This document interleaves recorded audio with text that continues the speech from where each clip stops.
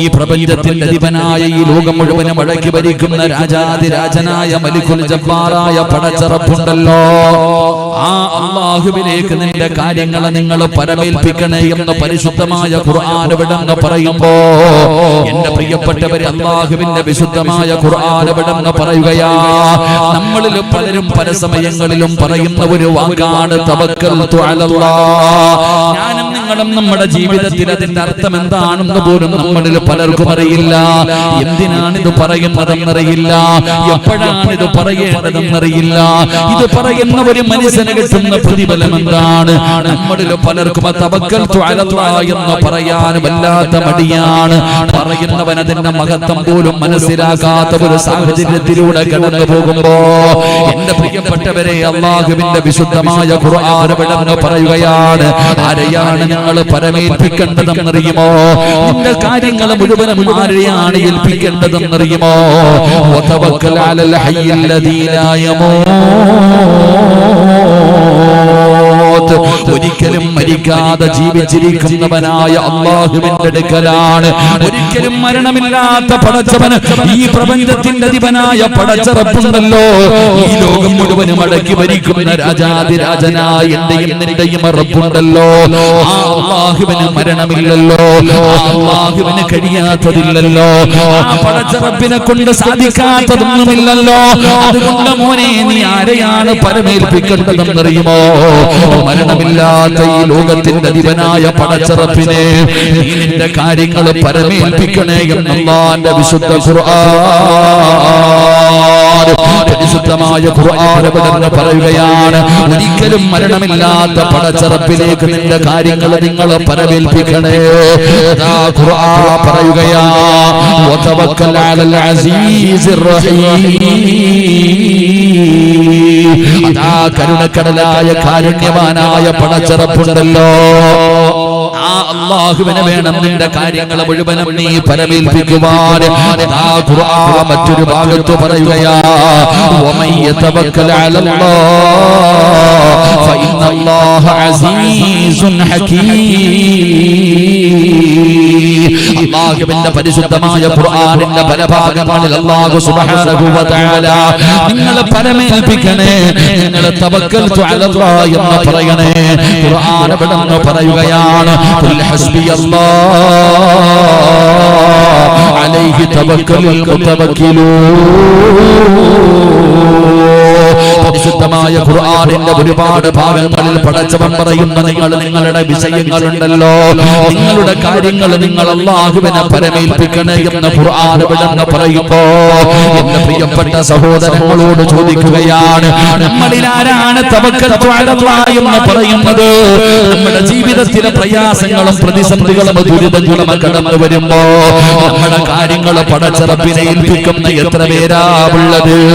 അല്ലാഹുവിന്റെ വിശുദ്ധമായ ഖുർആൻ വിടങ്ങ് പറയുകയാ, ഒരു മുഅ്മിനിന്റെ അടയാളം അറിയുമോ? ഒരു മുഅ്മിനിനെ അറിയണോ? ഒരു മുഅ്മിനിന്റെ അടയാളം അറിയണോ? താടിയും തലപ്പാവും നിസ്കാര തലപ്പും മാത്രമല്ല, ഫർദയും ഹിജാബും ഇട്ടുകൊണ്ട് നടക്കുന്നത് മാത്രമല്ല, അല്ലാഹുവിന്റെ വിശുദ്ധമായ ഖുർആൻ പറയുകയാണ്, ഒരു വിശ്വാസിയുടെ അടയാളം എന്തെന്നറിയുമോ? ഇന്നമൽ മുഅ്മിനൂന അല്ലദീന ഇദാ ദുകിറല്ലാഹു വജിലത് ഖുലൂബുഹും വഇദാ തുലിയത് അലൈഹിം ആയാതുഹു സാദതുഹും ഈമാനാ വഅലാ റബ്ബിഹിം യതവക്കലൂൻ. അല്ലാഹുവിന്റെ പരിശുദ്ധമായ ഖുർആൻ വിടങ്ങ് ഒരു സത്യവിശ്വാസിയുടെ ഗുണം പറയുകയാ. എന്റെ പ്രിയപ്പെട്ട സഹോദരങ്ങളോട് സഹോദരിമാരോട്, നമ്മുടെ ജീവിതത്തിൽ നമ്മൾ പറയണം തവക്കൽതു അലല്ലാഹ്. അത് എന്ത് വിഷയത്തിലാകട്ടെ, വീട് വെക്കുന്ന കാര്യത്തിലാകട്ടെ, പെണ്ണ് കെട്ടുന്ന കാര്യത്തിലാകട്ടെ, കച്ചവടത്തിന്റെ കാര്യത്തിലാകട്ടെ, വിദ്യാഭ്യാസത്തിന്റെ കാര്യത്തിലാകട്ടെ, വഅൽ വെക്കുന്നതിന്റെ കാര്യത്തിൽ കാര്യത്തിലാകട്ടെ, നിന്റെ ജീവിതത്തിലെ ഏത് കാര്യം ചെയ്യുന്ന സമയത്തും നീ പറയണം തവക്കൽതു അലല്ലാഹ്. അത് വീടിന്റെ മുന്നിൽ എഴുതി വെക്കാനുള്ള ഒരു അറബി വാചകം മാത്രമല്ല, വാഹനത്തിന്റെ മുന്നിൽ എഴുതി വെക്കാനുള്ള പേര് മാത്രമല്ല. അറിയണമടാ ചെറുപ്പക്കാരാ, തവക്കൽതു അലല്ലാഹ് എന്ന് നിന്റെ നാവ് കൊണ്ട് നീ പറയണമടാ. അത് പറഞ്ഞാ അല്ലാഹു നിനക്ക് തരുന്ന പ്രതിഫലം എന്തെന്നറിയുമോ? എപ്പോഴാണത് പറയേണ്ടതെന്നറിയുമോ? അത് പറയാതെ വരുമ്പോഴുണ്ടാകുന്ന നഷ്ടം എന്തെന്നറിയുമോ? അല്ലാഹുവേ, ഞങ്ങൾക്ക് ഈമാൻ തരണേ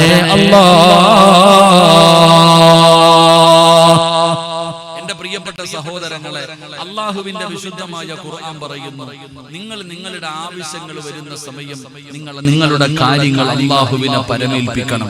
പച്ച മലയാളത്തിൽ പറഞ്ഞ തവക്കൽതു അലല്ലാഹ് എന്ന് പറയണമെന്ന് അള്ളാഹുവിന്റെ വിശുദ്ധ ഖുർആൻ. അള്ളാഹു നമുക്ക് ഈമാൻ നൽകുമാറാകട്ടെ. അള്ളാഹു ഈമാൻ നൽകുമാറാകട്ടെ. അള്ളാഹ് ഈമാൻ നൽകുമാറാകട്ടെ. എല്ലാരും ഒന്ന് തവക്കൽതു അലല്ലാഹ് എന്ന് പറഞ്ഞു. ഇത് വെറുതെ പറയാനല്ല പറഞ്ഞത്, ഖുർആൻ പറഞ്ഞ കാര്യമാണ്. അത് നല്ല മനസ്സോടുകൂടി ഇഖ്ലാസോടുകൂടി ഒന്ന് തവക്കൽതു അലല്ലാഹ് എന്ന് പറഞ്ഞേ. ഒന്നുകൂടെ പറഞ്ഞേ. അല്ലാഹ് ആരെല്ലാം ഉറക്കെ പറയുന്നുണ്ടോ ആ ഉറക്കെ പറയുന്ന ശബ്ദത്തിൽ മരിക്കുന്ന സമയത്ത് ലാ ഇലാഹ ഇല്ലല്ലാഹ് പറഞ്ഞു മരിക്കാൻ ഭാഗ്യം കൊടുക്കണേ അല്ലാഹ്. ഇനിയൊരു തവക്കൽതു അലല്ലാഹ് പറഞ്ഞേ. എന്താ തവക്കൽതു അലല്ലാഹ് എന്ന് പറഞ്ഞ? ചുമ്മാതെ പറയാറുണ്ടല്ലോ, ഏത് വീട്ടിൽ പോയാലും കാണാൻ തവക്കൽതു അലല്ലാഹ്. എന്തുവാ അതിനർത്ഥം? വീട്ടിലിങ്ങനെ എഴുതി വെച്ചിട്ടുണ്ട് തവക്കൽതു അലല്ലാഹ്. വലിയ വീട് പണിയുമ്പോഴും കാണാൻ തവക്കൽതു അലല്ലാഹ്. ചില വണ്ടിക്കകത്ത് കാണാൻ തവക്കൽതു അലല്ലാഹ്. എന്താ തവക്കൽതു അലല്ലാഹ് എന്ന് പറഞ്ഞു? ഇത് എന്തിനാ പറയണേ? ഇതെപ്പോഴാ പറയണ്ടേ? ഇത് പറഞ്ഞാൽ കിട്ടുന്ന പ്രതിഫലം എന്താ? ഇത് പറഞ്ഞില്ലെങ്കിൽ വരുന്ന നഷ്ടം എന്താ? പഠിക്കാം. അല്ലാഹു ഭാഗ്യം തരുമാറാകട്ടെ. ചുമ്മാതെ ഇങ്ങനെ പറഞ്ഞുകൊണ്ട് നടന്നാ പോരാ. ഇത് പറയുന്നതിലൂടെ നമുക്ക് കിട്ടുന്ന പ്രതിഫലം നമ്മൾ അറിയണം. എന്റെ പ്രിയപ്പെട്ട സഹോദരങ്ങളെ, തവക്കൽതു അലല്ലാഹ്ക്ക് വല്ലാത്ത പ്രാധാന്യമുള്ള ഒരു കാലഘട്ടത്തിലാണ് നമ്മൾ ജീവിക്കണം. ഇനിയിപ്പോ തവക്കൽതു അലല്ലാഹ് തന്നെ നമുക്കുള്ളൂ. മുസ്ലിം സമുദായത്തിനെ സംബന്ധിച്ചിടത്തോളം, ഇന്ത്യ മഹാരാജ്യത്ത് ജീവിക്കുന്ന മുസ്ലിമീങ്ങളെ സംബന്ധിച്ചിടത്തോളം, പ്രത്യേകിച്ച് കേരളത്തിൽ നമ്മളൊക്കെ ഇനിയിപ്പോ തവക്കൽതു അലല്ലാഹ് തന്നെ പറയേണ്ട കാര്യമാണ്. കാരണം എന്തേ? അല്ലാഹുവേ പടച്ചവനെ, ഏക സിവിൽ കോഡ് വരാൻ പോകുന്നു, പൗരത്വ ബില്ല് പാസ്സാക്കാൻ പോകുന്നു, പിന്നെ ഇപ്പം ലവ് ജിഹാദ് കഴിഞ്ഞു, കഞ്ചാവ് ജിഹാദ് കഴിഞ്ഞു, കൊറോണ ജിഹാദ് കഴിഞ്ഞു, ഇപ്പൊ ഹലാല് ജിഹാദ് വന്നു. ഇനി എന്തൊക്കെ ജിഹാദ് വരാൻ കിടക്കുന്നു? അല്ലാഹു ഈമാൻ നൽകുമാറാകട്ടെ. അല്ലാഹു ഈമാൻ നൽകുമാറാകട്ടെ. ഇനി തവക്കൽതു അലല്ലാഹി തന്നെ നമുക്ക് ആശ്രയമുള്ള സഹോദര. ഇപ്പൊ കണ്ടില്ലേ ഹലാലു ഹറാമിനെ കുറിച്ച് ഏറ്റവും വലിയ കോമഡി എന്തെന്നറിയുന്നു? ഈ ടി വിക്കകത്തൊക്കെ ചർച്ചയ്ക്കകത്ത് കയറിയിരിക്കുന്ന ചില ഞണ്ടുകളുണ്ട്. അപ്പോ ഈ അവതാരക തന്നെ ചോദിക്കും, ഈ ഹലാൽ എന്ന് പറഞ്ഞാൽ എന്താ? സത്യം പറഞ്ഞാൽ കടന്ന് ഉരുളുന്നത് കണ്ട സങ്കടം തോന്നാറുണ്ട്. സത്യത്തിൽ എന്താണ് ഹലാൽ എന്ന് അവർക്ക് അറിയില്ല. അതാ ഏറ്റവും വലിയ സങ്കടം. തീവ്രവാദം, ഇത് ഭീകരവാദം, പാവങ്ങളെ വീണെടുത്ത് കിടന്ന് ഉരുളുക, സങ്കടം തോന്നുക. ഹലാൽ എന്ന് പറഞ്ഞാൽ എന്താന്ന് പോലും ഈ പാവങ്ങൾക്ക് അറിയത്തില്ല. കാളെ പറ്റൂന്ന് കേട്ടപ്പോഴേ ഓടുക, ഇല്ല പുറകിൽ. എന്താണ് ഹലാൽ, എന്താണ് ഹറാം, അതിനെ കുറിച്ച് പോലും നമുക്ക് തന്നെ ബോധമില്ലല്ലോ. ഇതപ്പോ നമുക്ക് തന്നെ അറിയാവോ ഹലാൽ എന്ന് പറഞ്ഞാൽ എന്താണ്? ഹലാൽ എന്ന് പറഞ്ഞാൽ എന്താന്ന് നമ്മളിൽ പലർക്കും അറിയത്തില്ല. അങ്ങനെ അറിയുമായിരുന്നെങ്കിൽ ഹോട്ടലിൽ പോയിട്ട് രണ്ട് തന്തൂരി, ഒരു ഷവായി, ഒരു അൽഫഹം മേടിച്ചോണ്ട് വരുക. നമ്മൾ ആരെങ്കിലും തിരക്കാറുണ്ടോ? നേരെ ഫോൺ വിളിച്ച് ഹോട്ടലിലേക്ക് പറയും, വരും. നീ ചോദിച്ചിട്ടുണ്ടോ ഇത് എങ്ങനെ അർത്ഥാണ്, ചത്തയാണോ അർത്ഥാണോ നീ ചിന്തിച്ചിട്ടുണ്ടോ? നമുക്കതിനൊന്നും സമയമില്ല, നമുക്ക് തന്നെ നോക്കാൻ സമയമില്ല. അള്ളാഹു നമുക്ക് ഈമാൻ നൽകുമാറാകട്ടെ. ശർക്കര ഹലാലായി, പപ്പടം ഹലാലായി, എല്ലാം ഹലാലല്ല, എല്ലാം ജിഹാദ്. അള്ളാഹു കാക്കുമാറാകട്ടെ. എന്റെ പ്രിയപ്പെട്ട സഹോദരങ്ങളെ, എനിക്ക് നിങ്ങളോട് പറയാനുള്ളത്, നമ്മളെ സംബന്ധിച്ചിടത്തോളം ഇതൊന്നും നമുക്കൊരു വിഷയമല്ല. ഇവരെങ്ങനെയെങ്കിലും നമ്മളെങ്ങനെ ഭയപ്പെടുത്താൻ നോക്കുക. എല്ലാ വഴിയിലൂടെയും നമ്മളെങ്ങനെയെങ്കിലും ഒന്ന് ഇളക്കണം, എങ്ങനെയെങ്കിലും ഒന്ന് പേടിപ്പിക്കണം. നമ്മളെ ഭയപ്പെടുത്താനുള്ള കാര്യങ്ങളാണ്. പ്രച്ചോൻ എന്ത് ചെയ്യും ഉസ്താദ്? പൗരത്വ ബില്ലൊക്കെ പാസ്സായ നമ്മൾ എവിടെ പോകും? നമ്മൾ ഖബറിൽ പോകുമല്ല, പിന്നെ എവിടെ പോകാൻ? പൗരത്വ ബില്ലൊക്കെ വന്നു കഴിഞ്ഞാൽ നമ്മൾ എവിടെ പോകുമെന്ന് ചോദിക്കുന്നവരുണ്ട്. എവിടെ പോകും? നമ്മുടെ നാട്ടിൽ പോകും, നമ്മുടെ വീട്ടിൽ പോകും. അല്ലാഹു ഭാഗ്യം തരുമാറാകട്ടെ. നമ്മുടെ വീടേതാ? നമ്മുടെ വീടേതാ? കേട്ടില്ല? നമ്മുടെ വീടേതാ? നമ്മുടെ വീടേതാ സഹോദര? നമുക്കൊരു തറവാടുണ്ടല്ലോ, നമ്മുടെ തറവാട് ഏതാ?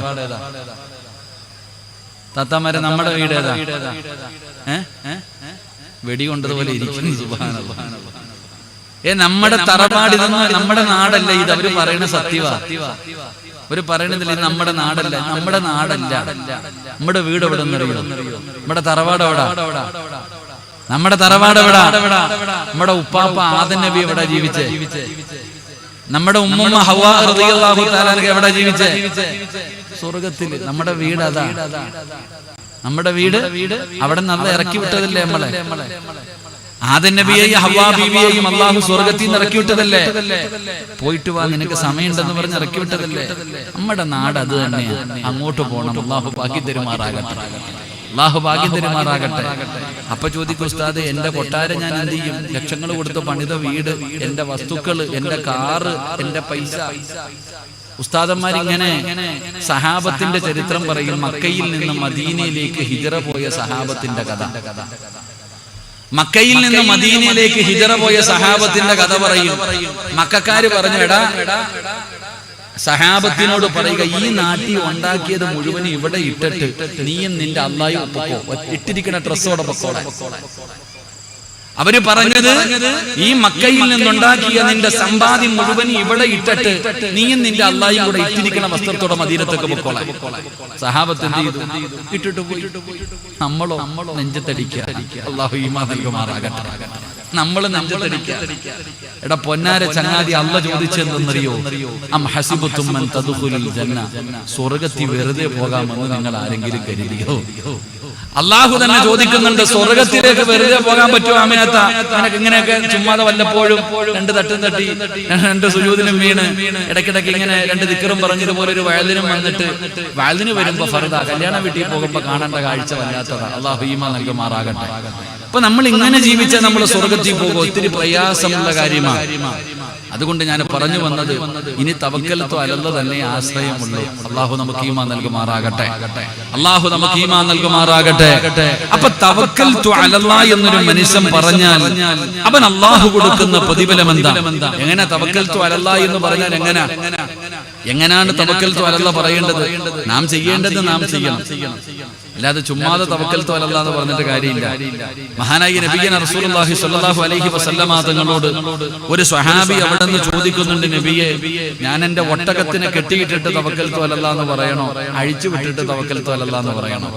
അപ്പൊ മുത്തുനബി പറഞ്ഞത് കെട്ടിയിട്ടിട്ട് തവക്കൽത്തു അലല്ലാഹ് എന്ന് പറയാനാ. അല്ലാഹു നമുക്ക് ഈമാൻ നൽകുമാറാകട്ടെ. അപ്പൊ തവക്കൽത്തു അലല്ലാഹ് എന്ന് പറഞ്ഞാൽ, എന്റെ പ്രിയപ്പെട്ട സഹോദരങ്ങളെ, തവക്കൽത്തു അലല്ലാഹ് എന്ന ജീവിതത്തിൽ നമ്മൾ പറയുന്നവരാണ്. ഈ തവക്കൽത്തു അലല്ലാഹ് എന്ന് പറയുന്നവര് മനുഷ്യൻ അല്ലാഹു കൊടുക്കുന്ന പ്രതിഫലം എന്തെന്നറിയുമോ? ഇനിയെങ്കിലും ഞാനും നിങ്ങളും ജീവിതത്തിൽ പഠിച്ചോ. തവക്കൽത്തു അലല്ലാഹ് എന്ന് പറയുന്നവര് മനുഷ്യൻ അല്ലാഹു കൊടുക്കുന്ന പ്രതിഫലം എന്താ? മഹാനായ നബി മുഹമ്മദ് മുസ്തഫ സല്ലല്ലാഹു അലൈഹി വസല്ലമ തങ്ങൾ പറയുകയാണ്, ചിലരുടെ ജീവിതത്തിൽ പടച്ചവനെ എന്തു വന്നാലും അവര് പറയും തവക്കൽത്തു അലല്ലാഹ്, ഞാൻ അല്ലാഹുവിനെ പരമേൽപ്പിച്ചിരിക്കുകയാണ്, അല്ലാഹുവിനെ ഞാൻ പരമേൽപ്പിച്ചിരിക്കുകയാണ്. എന്റെ വീടിന്റെ വിഷയമുണ്ടല്ലോ, എന്റെ കടയുടെ വിഷയമുണ്ടല്ലോ, എന്റെ മക്കളുടെ വിവാഹത്തിന്റെ വിഷയമുണ്ടല്ലോ, എന്റെ സമ്പത്തിന്റെ വിഷയമുണ്ടല്ലോ, എല്ലാ കാര്യങ്ങളും പടച്ചറപ്പിൽ പരമേൽക്കുന്നവരുണ്ട്. അവർക്ക് അല്ലാഹു കൊടുക്കുന്ന ഒന്നാമത്തെ പ്രതിഫലം എന്തെന്നറിയുമോ? ഫബിമാ റഹ്മത്തിൻ മിനല്ലാഹ്, അല്ലാഹുവിന്റെ പരിശുദ്ധമായ ഖുർആൻ വിടുന്നു പറയുകയാ, ഫഇൻ അസംതും ഫതവക്കൽ അലല്ലാഹ്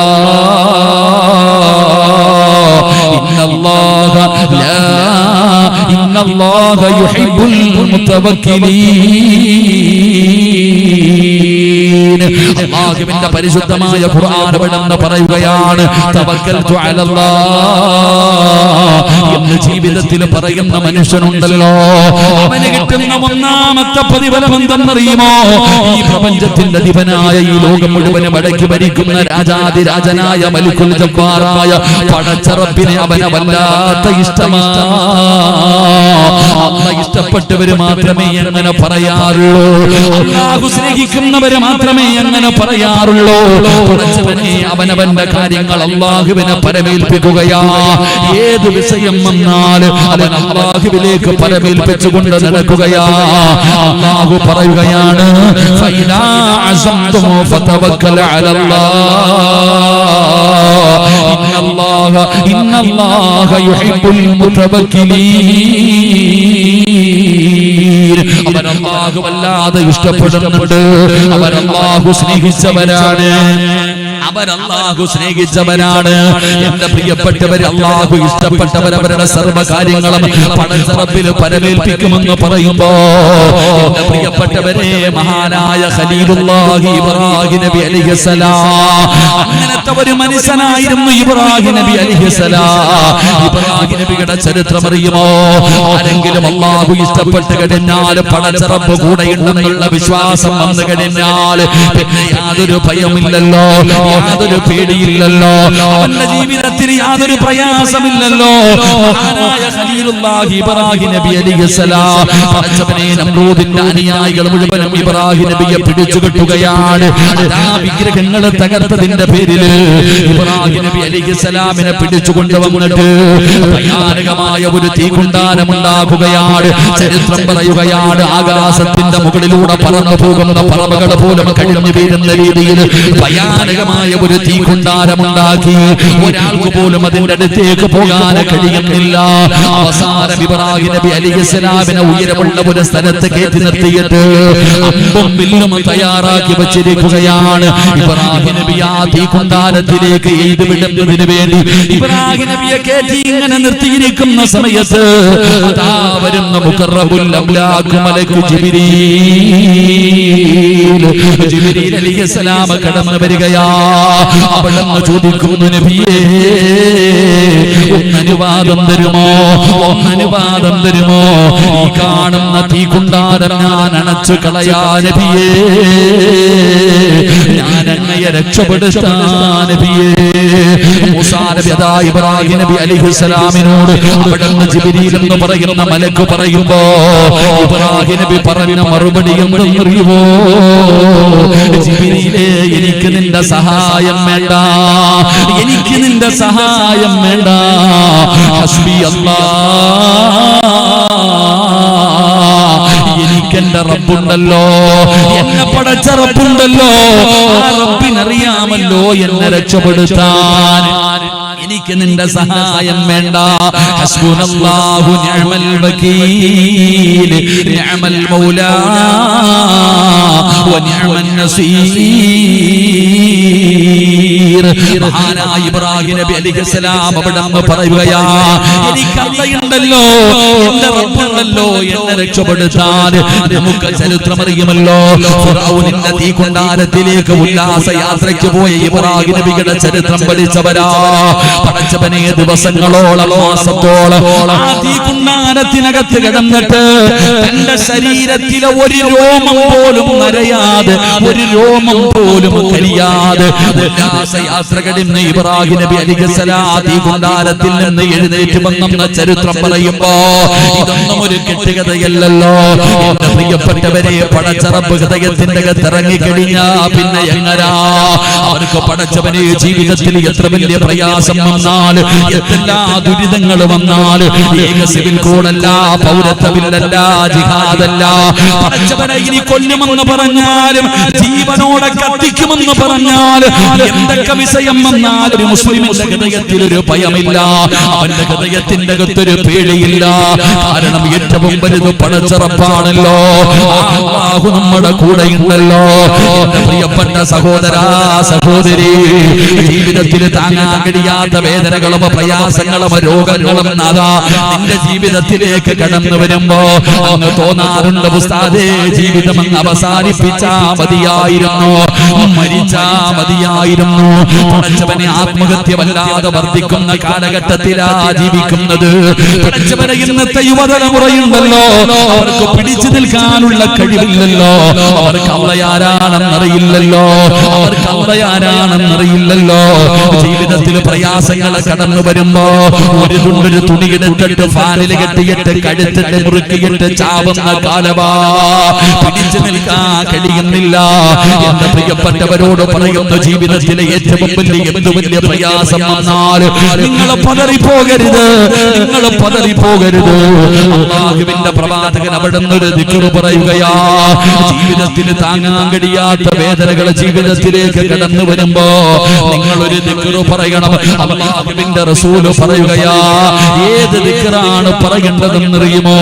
മോനെ, സാമ്പത്തിക നഷ്ടം വരുമ്പോൾ, ശാരീരികമായി തളർന്നു പോകുമ്പോ, ജീവിതത്തിൽ ഒറ്റപ്പെട്ടു പോകുമ്പോ, താങ്ങാൻ കഴിയാത്ത ടെൻഷൻ ഉണ്ടാകുന്ന സമയത്ത് ഈ പറയുന്ന ദിക്ർ നിനക്കൊന്ന് 3 പ്രാവശ്യം ഇഖ്ലാസോടുകൂടി പറയാൻ കഴിയുമോ?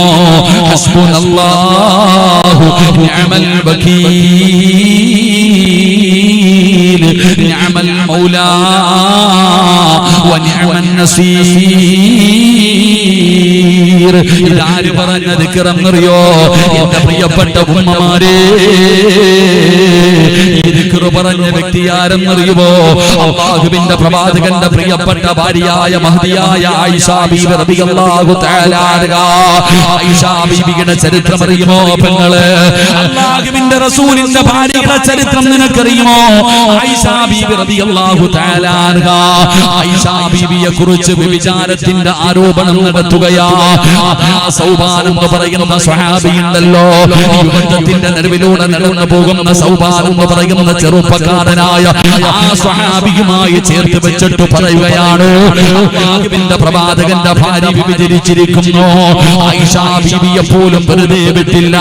ആയിഷ ബീവിയെ കുറിച്ച് അപരാധം പറയുകയാണ്. പടച്ചവനെ, ഒരു വീട്ടുകാര് മാത്രമല്ല, ഒരു പഞ്ചായത്ത് മാത്രമല്ല, ഒരു നാട് മുഴുവനും ആയിഷ ബീവിയെ പടച്ചവനെ അവിടെ നിന്ന് പറയുകയാ. ആയിഷ ബീവി തെറ്റ് ചെയ്തെന്ന് എല്ലാവരും പറയുകയാണ്. അല്ലാഹുവിന്റെ റസൂൽ നോക്കുമ്പോ എല്ലാ സ്ഥലങ്ങളിലും ആയിഷ ബീവിയെ കുറിച്ചാണ് ചർച്ച ചെയ്യുന്നത്. അല്ലാഹുവിന്റെ പ്രവാചകൻ സ്വല്ലല്ലാഹു അലൈഹി വസല്ലമ തങ്ങൾ ആ വീട്ടിലേക്ക് കടന്നു വരുന്നു. എന്നിട്ട് കരഞ്ഞുകൊണ്ടിരിക്കുന്ന ആയിഷ ബീവി റളിയല്ലാഹു തആല അൻഹയോട് അല്ലാഹുവിന്റെ റസൂൽ പറഞ്ഞു, ആയിഷ, കുറച്ചു ദിവസം നീ നിന്റെ വീട്ടിലേക്ക് പോയി നിൽക്കുക. ആയിഷ ബീവിയെ കുറിച്ചിട്ട് വ്യഭിചാരത്തിന്റെ ആരോപണം നടത്തുമ്പോ അല്ലാഹുവിന്റെ പ്രവാചകൻ അവിടെ നിന്ന് പറഞ്ഞ്, വിശ്വാസമില്ലാത്തത് കൊണ്ടല്ല, അല്ലാഹുവിന്റെ റസൂൽ പറഞ്ഞു, കുറച്ചു ദിവസം നീ നിന്റെ വീട്ടിലേക്ക് പോയി നിൽക്ക്. ആയിഷ ബീവിക്ക് താങ്ങാൻ പറ്റിയില്ല. ഭർത്താവ് വീട്ടിലേക്ക് പോകാൻ പറഞ്ഞപ്പോ ആയിഷ ബീവി റളിയല്ലാഹു തആല അൻഹ തളർന്നു പോകുകയാ. തന്റെ പ്രിയപ്പെട്ട പിതാവായ അബൂബക്കർ സിദ്ദീഖ് റളിയല്ലാഹു തആല അൻഹു ആയിഷ ബീവി റളിയല്ലാഹു തആല അൻഹ ഓടിച്ചെന്ന് വാപ്പയുടെ കയ്യിൽ പിടിച്ചിട്ട് പറയുന്നു, വാപ്പാ, ഞാൻ അങ്ങനെ ചെയ്യുവോ വാപ്പാ? ഞാൻ അല്ലാഹുവിന്റെ റസൂലിന്റെ ഭാര്യയല്ലേ, ഞാൻ എങ്ങനെ തെറ്റ് ചെയ്യുമെന്ന് എന്റെ വാപ്പയ്ക്ക് തോന്നുന്നുണ്ടോ? അല്ലാഹുവേ, അബൂബക്കർ തങ്ങളൊന്നും മിണ്ടിയില്ല. ആയിഷ ബീവി തന്റെ പ്രിയപ്പെട്ട മാതാവിന്റെ ചാരത്തേക്ക് പോടുകയാണ്. 1.5 മാസക്കാലം ഗർഭം ചുമന്ന മരണവേദനയുടെ വേദനയിൽ നിന്ന് പ്രസവിച്ച തന്റെ പ്രിയപ്പെട്ട മാതാവ് തന്റെ പൊന്നാര മക്കളുടെ കണ്ണൊന്നു നനഞ്ഞ സഹിക്കാൻ കഴിയാത്ത മാതാവിന്റെ ചാരത്തേക്ക് ആയിഷ ബീവി റളിയല്ലാഹു തആല അൻഹ ഓടിച്ചെന്നിട്ട് ഉമ്മയുടെ കയ്യിൽ പിടിച്ചിട്ട് പറയുന്ന, ഉമ്മ, ഞാൻ ഒരിക്കലും തെറ്റ് ചെയ്തിട്ടില്ല, ഞാൻ നിരപരാധിയാണ്. ഉമ്മ പറഞ്ഞു, മോളെ ആയിഷ, തെളിവുകൾ മുഴുവനും നിനക്കെതിരാണ് ആയിഷ. എന്റെ പ്രിയപ്പെട്ടവരെ, ആയിഷ എന്ന് പറയുന്ന ചെറിയ പെൺകുട്ടി അവിടെ നിന്ന് തളർന്നില്ല. വീടിനകത്ത് കയറുകയാണ്, വീടിനകത്തേക്ക് കയറുകയാണ്. പടച്ചവനെ, കയറെടുത്ത് തൂങ്ങിയില്ല, വിഷമടിച്ചില്ല, നരമ്പ് മുറിച്ചില്ല, ഗുളികയെടുത്ത് കഴിച്ചില്ല. ആയിഷ ബീവി റളിയല്ലാഹു തആല അൻഹ നിന്നെ പോലെ 20ഓ 18ഓ 15 വയസ്സില്ല. പഠിച്ചവനെ ചെറിയ പ്രായമാണ്. ആയിഷ ബീവി റളിയല്ലാഹു തആല വീടിനകത്ത് കയറിയിട്ട് കഥകടച്ചിട്ടിരിക്കുകയാ. എല്ലാ ദിവസവും രാവിലെ സുബ്ഹി കഴിയുമ്പോ ആയിഷ ബീവി വീടിന്റെ വാതിലിൽ ഇങ്ങനെ നോക്കുകയാണ്. അല്ലാഹുവിന്റെ റസൂൽ വരുന്നുണ്ടോ, നബി വരുന്നുണ്ടോ? ഓരോ ദിവസവും കാത്തിരിക്കുകയാണ്. ദിവസങ്ങൾ കഴിഞ്ഞു, ആഴ്ചകളായി. ഒരു ദിവസം സുബ്ഹി നമസ്കാരം കഴിഞ്ഞ് ആയിഷ ബീവി റളിയല്ലാഹു തആല വീടിന്റെ വാതിലിലേക്ക് നോക്കുമ്പോ അല്ലാഹുവിന്റെ റസൂൽ വരികയാ.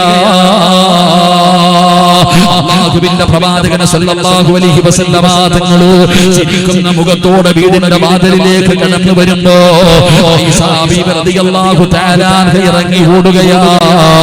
അല്ലാഹുവിന്റെ റസൂലിനെ ഓടിച്ചെന്ന് കെട്ടിപ്പിടിക്കുകയാ. എന്നിട്ട് ചോദിക്കുന്നു, നബിയേ യാ റസൂലല്ലാഹ്,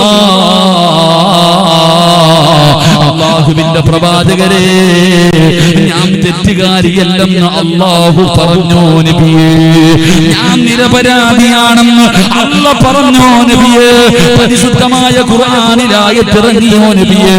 അല്ലാഹുവിന്റെ റസൂൽ പറഞ്ഞു, ആയിഷ, ഇന്നലെ രാത്രി ജിബ്രീൽ വന്നു, ആയിഷ നീ നിരപരാധിയാണെന്ന് അല്ലാഹു പറഞ്ഞിരിക്കുകയാ.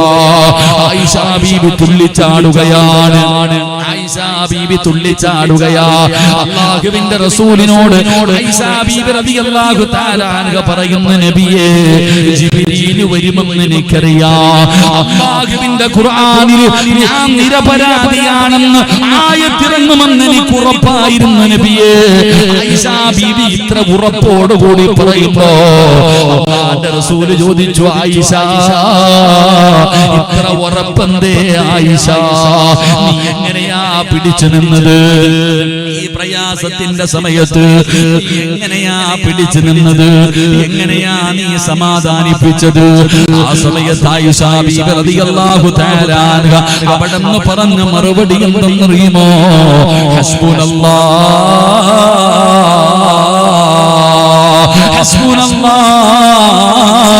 എനിക്കല്ല മതി നബിയേ, എനിക്കല്ല മതി നബിയേ. ഞാൻ എന്റെ വീടിനകത്ത് ദിവസങ്ങളോളം പറഞ്ഞുകൊണ്ടിരുന്നത് ഹസ്ബുനല്ലാഹു നിഅമൽ വകീൽ, നിഅമൽ മൗലാ വ നിഅമൻ നസീർ. ഈ ദിക്റാണ് ഞാൻ പറഞ്ഞുകൊണ്ടിരുന്നത്. പിന്നെ എന്തിനാ ഞാൻ ഭയപ്പെടുന്നത്? എന്റെ പ്രിയപ്പെട്ടവരെ, ജീവിതത്തിൽ തകർന്നു പോകുമ്പോ ഈ ദിക്ർ നിങ്ങളൊന്ന് 3 പ്രാവശ്യം ഒന്ന് പറഞ്ഞു നോക്ക്. നിങ്ങളുടെ മനസ്സിന് സമാധാനം വരികയാണ്, നിങ്ങളുടെ മനസ്സിന് ധൈര്യം വരികയാണ്. അതുകൊണ്ട് എന്റെ പ്രിയപ്പെട്ടവരോട് പറയുകയാ, തവക്കൽതു അലല്ലാഹ് എന്ന് പഠിച്ചു വെച്ചോ. ഇത് നിന്റെ ജീവിതത്തിൽ പറയാ തയ്യാറായാ ഇന്നല്ലാഹ യുഹിബ്ബുൽ മുതവക്കിലീൻ,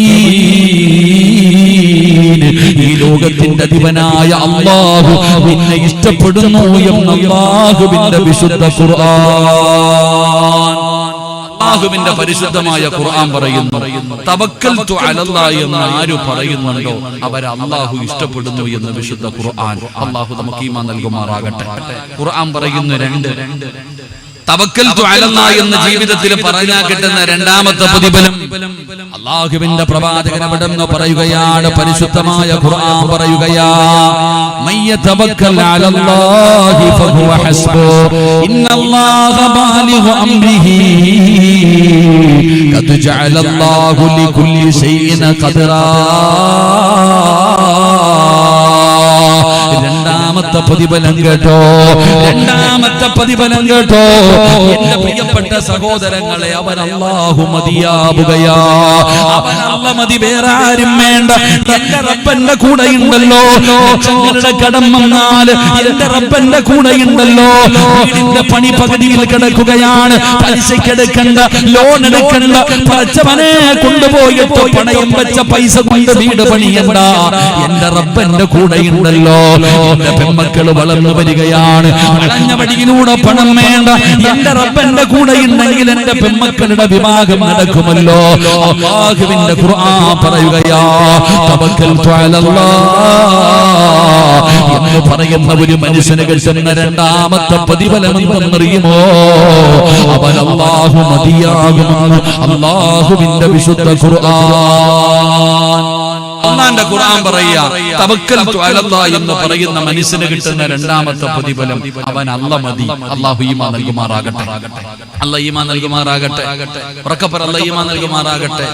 ഏത് വിഷയത്തിലും പെണ്ണുമ്പിള്ള ചോദിക്കും, മക്കൾ രണ്ടെണ്ണം കെട്ടിക്കാറായി, വളർന്നു വരുന്നല്ലോ എന്ത് ചെയ്യണം? അല്ലാഹ്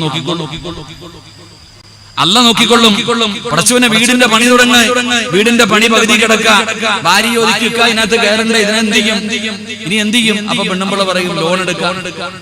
നിന്നെ പോലെ അല്ലാഹ് ഈമാൻ നൽകുമാറാകട്ടെ. അല്ലാഹ് ഈമാൻ നൽകുമാറാകട്ടെ. പെണ്ണുങ്ങളുടെ വാക്ക് കേൾക്കരുത് കേട്ടാ. എടാ, നിങ്ങൾ ചിന്തിക്കേണ്ട ഒരു കാര്യം, കഷ്ടപ്പെട്ടൊരു വീട് വെക്കും, ഉള്ള പൈസയും സ്വർണ്ണമെല്ലാം കൂടെ വിറ്റുപറക്കിയിട്ടൊരു വീട് വെക്കും. വീടിന്റെ വാർപ്പ് വരെ എത്തി. അപ്പൊ ഭാര്യ വന്നിട്ട് പറയിക്ക, ഇതൊക്കെ ഒന്ന് ക്ലിയർ ആക്കിയിരുന്നെങ്കിൽ അകത്ത് കയറാം. മോളെ പൈസ ഇല്ല, ലോൺ എടുക്കുക. നിങ്ങൾ ചിന്തിക്കേണ്ട കാര്യം അനുസരിക്കുക. പലിശക്ക് എടുത്തിട്ടാണ് വീട് വെക്കേണ്ടത്? പറചങ്ങാതി, പലിശക്ക് എടുത്തിട്ടാണ് വീട് വെക്കേണ്ടത്? നിനക്ക് ക്ഷമിക്കാൻ മനസ്സില്ല. ഇത്രയും തന്നെ അള്ളാഹുവിന് ബാക്കി കൂടെ തരാൻ കഴിയുമെന്നുള്ള ഉറപ്പ് നിനക്കില്ലാതെ പോകുന്നു. എന്റെ പ്രിയപ്പെട്ട സഹോദരങ്ങൾ, അള്ളാഹു തരും, പടച്ചവന് കഴിയുമല്ലോ, അള്ളാഹുവിന് തരാൻ കഴിയുമല്ലോ. അള്ളാഹ് നമ്മുടെ കൂടെയുണ്ടല്ലോ, എന്തിനാ പേടിക്കണേ? അള്ളാഹു നമ്മുടെ കൂടെയുണ്ടല്ലോ, ഏത് വിഷയത്തിന് നമ്മൾ എന്തിനാ പേടിക്കണേ? എന്റെ പ്രിയപ്പെട്ട സഹോദരങ്ങളെ, അള്ളാഹു നമ്മുടെ കൂടെയുണ്ടെങ്കിൽ നമ്മൾ എന്തിനാ പേടിക്കുന്നത്? സഹോദരാ, നീ ഒരു മുസ്ലിമല്ലേ? നീ അള്ളാഹുവിനെ കൊണ്ട് വിശ്വസിക്കുന്നവനല്ലേ? എന്തിനാ നീ ഭയപ്പെടുന്നത്? മഹാനായ ആദരവായ പ്രവാചകൻ നബി മുഹമ്മദ് മുസ്തഫ സല്ലല്ലാഹു അലൈഹി വസല്ലമ തങ്ങൾ പറയുകയാ, നമ്മുടെ കൂടെ പടച്ചറപ്പുണ്ടല്ലോ, നമ്മൾ എന്തിനാ ഭയപ്പെടുന്നത്? ഏതു പടച്ചറപ്പെന്നറിയുമോ? അല്ലാഹുവിന്റെ പ്രവാചകൻ സല്ലല്ലാഹു അലൈഹി വസല്ലമ തങ്ങൾ, അല്ലാഹുവിന്റെ പ്രവാചകനും മഹാനായ പ്രവാചകന്റെ ചരിത്രം നമുക്കറിയുമല്ലോ. ഏത് അല്ലാഹുവാണ് നമ്മുടെ കൂടെയുള്ളതെന്നറിയുമോ? എടാ മുസ്ലിമേ, റബ്ബിനെ കുറിച്ച് ചിന്തിക്കടാ ചെറുപ്പക്കാരാ. ആരാണെന്ന് മനസ്സിലാക്ക. മഹാനായ നബി മുഹമ്മദ് മുസ്തഫ സല്ലല്ലാഹു അലൈഹി വസല്ലമ തങ്ങൾ, അല്ലാഹുവിന്റെ പ്രവാചകനതാ മക്കയിൽ നിന്ന് മദീനയിലേക്ക് ഹിജ്റ പോകുകയാ. റസൂലുള്ളാഹി സ്വല്ലല്ലാഹു അലൈഹി വസല്ലമ തങ്ങൾ മക്കയിൽ നിന്ന് മദീനയിലേക്ക് ഹിജ്റ പോകാൻ തീരുമാനിച്ചു. ഒരു നേതാവ് എങ്ങനെ ആയിരിക്കണമെന്ന് പഠിച്ചോ? ഒരു നേതാവ് എങ്ങനെ ആയിരിക്കണം? ഉദാഹരണം പറഞ്ഞ സെക്രട്ടേറിയറ്റിലേക്ക് മാർച്ച് നടത്തും, പോലീസ് സ്റ്റേഷനിലേക്ക് മാർച്ച് നടത്തും. നേതാവ് മൈക്കെടുത്ത് മുന്നിൽ വെച്ചിട്ട് പറയും, ജീവൻ വരെ കൊടുക്കണം, എന്ത് വന്നാലും അനങ്ങരുതെന്ന്. ലാത്തി ചാർജ് തുടങ്ങി ആദ്യം ഓടുന്ന ആരാ? നേതാവിനെ കാണാറില്ല, അടികൊള്ളുന്നത് പാവങ്ങളാണ്. നബി സല്ലല്ലാഹു അലൈഹി വസല്ലമ തങ്ങൾ ശത്രുക്കളുടെ പീഡനം സഹിക്കാൻ പറ്റാതെ വന്നപ്പോ സഹാബത്തിനോട് പറഞ്ഞു, നിങ്ങളൊക്കെ മദീനത്ത് പൊക്കോ. എല്ലാരെയും പറഞ്ഞു വിട്ടു. അവസാനമാ പോയ നബി സല്ലല്ലാഹു അലൈഹി വസല്ലമ തങ്ങൾ നാട് വിടാൻ പോകുന്നു എന്ന് ശത്രുക്കൾ മുഴുവനും അറിഞ്ഞു. എല്ലാവരും വാളും പിടിച്ചുകൊണ്ട് വന്നിട്ട് മുത്തുനബിയുടെ വീട് വളഞ്ഞിരിക്കുകയാണ്. നബി സല്ലല്ലാഹു അലൈഹി വസല്ലമ തങ്ങളുടെ വീട് വളഞ്ഞിരിക്കുക, ഇറങ്ങി അപ്പ വെട്ടിക്കൊല്ലണം. അങ്ങനെ വാളും പിടിച്ചുകൊണ്ട് ശത്രുക്കൾ മുഴുവനും വീട് വളഞ്ഞിരിക്കുമ്പോ അബൂബക്കർ സിദ്ദീഖ്, മഹാനായ അലി ഇബ്നു അബീ ത്വാലിബ് റളിയല്ലാഹു തആല അൻഹുവും അല്ലാഹുവിന്റെ പ്രവാചകനും മാത്രമേ വീടിനകത്തുള്ളൂ. നബി സല്ലല്ലാഹു അലൈഹി വസല്ലമ തങ്ങൾ ചോദിച്ചു, അലിയെ, നീ ഇവിടെ കിടക്കോ? നിങ്ങൾ ചിന്തിക്കണം, അലിയാര് തങ്ങളുടെ ആ ഒരു ധൈര്യം ചിന്തിക്കണം. വീട് മുഴുവനും കൊല്ലുന്നതിന് വേണ്ടി ശത്രുക്കൾ വളഞ്ഞു നിൽക്കുമ്പോ റസൂലുള്ളാഹി സ്വല്ലല്ലാഹു അലൈഹി വസല്ലമ തങ്ങൾ ചോദിച്ചു, എനിക്ക് പകരം നീ ഇവിടെ കിടക്കോ? ഞാൻ കിടക്കാൻ നബി, എനിക്കൊരു പേടിയില്ല. അലിയാര് തങ്ങൾ അവിടെ കിടക്കാൻ തയ്യാറായി. നബി സല്ലല്ലാഹു അലൈഹി വസല്ലമ തങ്ങളുടെ മുന്നിൽ മുഖറബുൽ അംലാഖ് മലക്ക് ജിബ്രീൽ അലൈഹിസ്സലാം ഇറങ്ങി വന്നു. ജിബ്രീൽ എന്ന് പറയുന്ന മലക്ക് ഇറങ്ങി വന്നിട്ട് നബിത്തങ്ങളോട് പറഞ്ഞു, നബിയെ, യാത്രയ്ക്ക് വേണ്ടി ഇറങ്ങാൻ സമയമാകുമ്പോ ഒരു പിടി മണ്ണ് വാരണം. വ്യക്തമായി കേട്ടോ. ഇറങ്ങാൻ സമയമാകുമ്പോ ഒരു പിടി മണ്ണ് വാരണം. എന്നിട്ട് ആ മണ്ണിലേക്ക് ഖുർആനിലെ ഒരു ആയത്ത് ഓതിയിട്ട് ഊതണം. സൂറത്തു യാസീൻ വജഅൽനാ മിൻ ബൈനി ഐദീഹിം സദ്ദാ വമിൻ ഖൽഫിഹിം സദ്ദാ. മുത്തുനബിയോട് പറഞ്ഞു കൊടുത്തു, യാസീനിലെ ഈ ആയത്ത് ഓതിയിട്ട് ഇങ്ങനെ ഊതണം മണ്ണിലോട്ട്. എന്നിട്ട് വീടിന്റെ വാതിൽ തുറന്നിട്ട് ഒറ്റ ഏറെറിയണം, ഇറങ്ങിപ്പോക്കണം. അല്ലാഹു ഈമാൻ നൽകുമാറാകട്ടെ. വാള് പിടിച്ചുകൊണ്ട് ശത്രുക്കൾ മുഴുവനും കൊല്ലുന്നതിന് വേണ്ടി വീടിന്റെ മുന്നിൽ കാത്തു നിൽക്കുമ്പോ നബി സല്ലല്ലാഹു അലൈഹി വസല്ലം തങ്ങൾ AK-47 ഒന്നും അല്ല എടുത്തിട്ട ഒരു പിടി മണ്ണ്. അല്ലാഹ് ആരാന്ന് പഠിക്കാനാ ഇത് പറയണേ. ജിബ്രീൽ AK-47 ആറ്റം ബോംബൊന്നും കൊണ്ട് കൊടുത്തില്ല. ഒരു പിടി മണ്ണ് വാരാൻ പറഞ്ഞു. ഒരു പിടി മണ്ണ് വാരി ഖുർആനിലെ ഒരു ആയത്ത് ഓതിയിട്ട് വീടിന്റെ വാതിൽ തുറന്നിട്ട് ഒറ്റ ലൈവായിട്ട് ഇങ്ങനെ ഇറങ്ങി പോകേണ്ടത്. പൊന്നാര മക്കൾ, അല്ലാഹുവിന്റെ റസൂൽ സല്ലല്ലാഹു അലൈഹി വസല്ലം തങ്ങള് വീടിന്റെ വാതിൽ തുറന്നിട്ട് നെഞ്ച് വിരിച്ചിട്ട് അവന്മാരുടെ കണ്ണിന്റെ മുന്നിലൂടെ ഇറങ്ങിപ്പോയി. അല്ലാഹു നമുക്ക് ഈമാൻ നൽകുമാറാകട്ടെ. ഇതാണ് അല്ലാഹ്, വേറൊന്നും വേണ്ട. മൂസാ നബി അലൈഹിസ്സലാമും, നിങ്ങൾ ചരിത്രം പഠിക്കും, മൂസാ നബി അലൈഹിസ്സലാം തന്റെ അനുയായികളും ഓടി കടലിന്റെ മുന്നിൽ ചെന്നു. മുമ്പില് ചെങ്കടല്, പുറകില് ഫിർഔനും അനുയായികളും. കൂടെ വന്നവര് പറഞ്ഞു, മൂസ തീർന്നു, നമ്മുടെ കാര്യത്തിൽ ഒന്നി വെള്ളത്തിൽ ചാവണം, അല്ലെങ്കിൽ വെട്ടുകൊണ്ട് ചാവണം, ഏത് വേണം തീരുമാനിക്കാം. മൂസാ നബി പറഞ്ഞു, നിങ്ങൾ എന്തിനാ പേടിക്കണം? മൂസാ നബി പറഞ്ഞു, നിങ്ങൾ എന്തിനാ പേടിക്കണേ? മൂസാ നബി അലൈഹിസ്സലാം തന്റെ കയ്യിലിരുന്ന കമ്പെടുത്തിട്ട് വെള്ളത്തിലടിച്ചപ്പോഴത്തേക്ക് ഇതാ വഴിയായി കഴിഞ്ഞ് നടന്നു പോയില്ലേ? നാം പഠിക്കേണ്ടത് പ്രവാചകൻ സല്ലല്ലാഹു അലൈഹി വസല്ലം തങ്ങൾ അവിടെ ഇറങ്ങിപ്പോയി. വഴിയിൽ കാത്തു നിൽക്കുന്ന മഹാനായ സയ്യിദുനാ അബൂബക്കർ സിദ്ദീഖ് റളിയല്ലാഹു തആല അൻഹു. പ്രവാചകന് വാഹനം റെഡിയായി. അല്ലാഹുവിന്റെ റസൂൽ സല്ലല്ലാഹു അലൈഹി വസല്ലം തങ്ങൾ വാഹനത്തിന്റെ അടുക്കൽ ചെന്നപ്പോൾ ചോദിച്ചു, അബൂബക്കറെ, നീ എന്റെ കൂടെ വരുന്നുണ്ടോ? ആ ചങ്ങാതി ആ വെളിയും കാത്തു നിൽക്കുക. നീ എന്റെ കൂടെ വരുന്നുണ്ടോ? എല്ലാം റെഡിയാക്കി വെച്ചിരിക്കുക. കൂടെ അപ്പൊ തന്നെ കയറി. രണ്ടുപേരും കൂടെ യാത്ര പോകുമ്പോഴാണ് ഈ പൊട്ടന്മാരറിഞ്ഞത് നാട് വിട്ടെന്ന്. ആളിവിടെ നിന്ന് പോയെന്ന് പിന്നീട് അറിഞ്ഞ് ശത്രുക്കൾ മുഴുവനും ഭ്രാന്ത് പിടിച്ചിട്ട് 4 ഭാഗത്ത് ഓടുകയാണ്. നബി സല്ലല്ലാഹു അലൈഹി വസല്ലം തങ്ങളെ കണ്ട കൊല്ലുന്നതിന് വേണ്ടി പരക്കം പായുകയാണ്. അപ്പോഴാണ് പ്രവാചകനും അബൂബക്കർ സിദ്ദീഖ് റളിയല്ലാഹു തആല അൻഹു രണ്ടുപേരും കൂടെ ഗുഹയ്ക്കകത്ത് കയറിയിരിക്കുന്നത്. നമുക്ക് ചരിത്രം അറിയല്ലോ. ഗുഹയ്ക്കകത്ത് എങ്ങനെ ഇരിക്കുമ്പോ റസൂലുള്ളാഹി സ്വല്ലല്ലാഹു അലൈഹി വസല്ലം തങ്ങൾ നോക്കുമ്പോ അബൂബക്കർ സിദ്ദീഖ് റളിയല്ലാഹു തആല അൻഹു ഇരുന്നിട്ട് ഇങ്ങനെ വിറയ്ക്കുക. അബൂബക്കർ തങ്ങൾ ഇങ്ങനെ ഇരുന്ന് വിറയ്ക്കുക. നബി സല്ലല്ലാഹു അലൈഹി വസല്ലം തങ്ങൾ ചോദിച്ചു, എന്തേ അബൂബക്കർ നീ ഇരുന്ന് വിറയ്ക്കണേ? എന്താ പറ്റിയേ? എന്താണ് നിനക്ക് പറ്റിയത്? ആ സമയത്ത് മഹാനായ അബൂബക്കർ സിദ്ദീഖ് റളിയല്ലാഹു തആല അൻഹു പറഞ്ഞു, നബിയേ, മുകളിൽ ശത്രു വന്നു കഴിഞ്ഞു. മുകളിൽ ശത്രുക്കൾ വന്നു കഴിഞ്ഞു. അവരുടെ കയ്യിലിരിക്കുന്ന വാളിന്റെ വെളിച്ചം ഇതിനകത്ത് അടിക്കുകയാ. അവരൊന്ന് താഴേക്ക് നോക്കിയാ നമ്മൾ കൊല്ലും. അല്ലാഹുവിന്റെ പ്രവാചകനോട് അബൂബക്കർ സിദ്ദീഖ് റളിയല്ലാഹു തആല അൻഹു പേടിച്ച് വിറച്ചുകൊണ്ട് പറയുന്നു, നബിയേ, യാ റസൂലല്ലാഹ്, അല്ലാഹുവിന്റെ പ്രവാചകരെ, ശത്രുക്കൾ ഗുഹയുടെ മുകളിൽ വന്ന് നിൽക്കുകയാണ്. അവരുടെ കയ്യിലിരിക്കുന്ന വാളിന്റെ വെളിച്ചം ഈ ഗുഹയ്ക്കകത്തടിക്കുകയാണ്. അവരെങ്ങാനും താഴേക്ക് നോക്കിയാ നമ്മളെ പിടിക്കുമല്ലോ നബിയേ, നമ്മളെ കൊല്ലുമല്ലോ നബിയേ. അബൂബക്കർ തങ്ങളുടെ കൈകാലുകൾ വിറയ്ക്കുമ്പോ അല്ലാഹുവിന്റെ റസൂലിരുന്ന് ചിരിക്കുകയാ. അല്ലാഹുവിന്റെ റസൂലിരുന്ന് ചിരിക്കുകയാ. അബൂബക്കർ സിദ്ദീഖ് തങ്ങൾ ചോദിക്കുന്നു, യാ റസൂലല്ലാഹ്, എന്തിനാ നബിയേ ചിരിക്കുന്നത്? ഈ സമയത്താണോ ചിരിക്കുന്നത്? ആ സമയത്ത് അല്ലാഹുവിന്റെ പ്രവാചകൻ പറഞ്ഞ മറുപടി എന്തെന്നറിയുമോ? ഇദ്ഹുമാ ഫിൽ ഗാർ ഇദ് യഖൂലു ലി സാഹിബിഹി ലാ തഹ്സൻ ഇന്നല്ലാഹ മഅനാ.